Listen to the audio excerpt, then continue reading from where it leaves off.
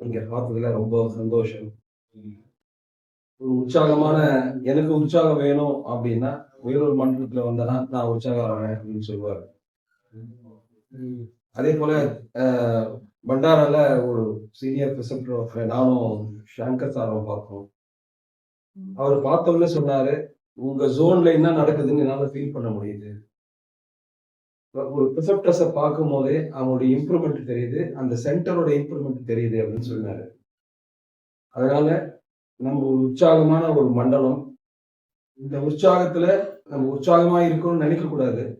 இதுக்கு அடுத்த ஸ்டோன் என்னன்னு பார்க்கணும். அடுத்த ஸ்டெப் என்னன்னு பார்க்கணும்.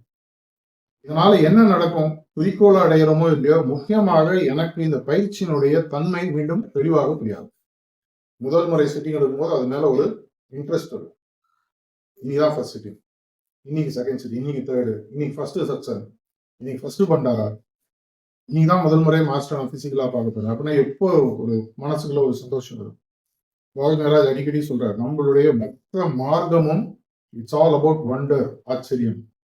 ஒவ்வொரு முறை என்னை சுற்றி நடக்கக்கூடிய விஷயம் ஒரு ஆச்சரியமான விஷயன்றது எனக்கு. நான் இப்போ பேசுகிறேன், இங்கே நின்று பேசுகிறேன்னா அது எனக்கு ஒரு ஆச்சரியமான விஷயம். உயிரோட இருக்கேன், உங்களோட பேச முடியுது, பேசுது, உங்களுக்கு காது கேட்குது, புரியுது. இதெல்லாம் வந்து உலகத்தில் நடக்கிற ஒரு ஆச்சரியமான விஷயம். 2.5 கோடி ஜீவராசிகளை வேற எந்த ஜீவராசிகளால் இது சொல்ல முடியாது. அவங்க சொல்றது எனக்கு புரியுது, என்னால் அதை பகுத்தறிந்து என்னுடைய முன்னேற்றத்துக்கு யூஸ் பண்ண முடியுன்றது தெரியல, நம்மளால அது முடியும். ஸோ சரியான பயிற்சி, சரியான நேரத்தில் சரியான முறையில் பயிற்சி செஞ்சு குருநாதர் கொடுப்பதற்கு தயாராக இருக்கக்கூடிய இந்த பொக்கிஷங்களை பெற்று 7 மாதத்தில் குறிக்கோளை எல்லோரும் அடைவோம் அப்படின்ற ஒரு வேண்டுதலுடன் பிரார்த்தனையுடன் முடித்துக் கொள்கிறேன்.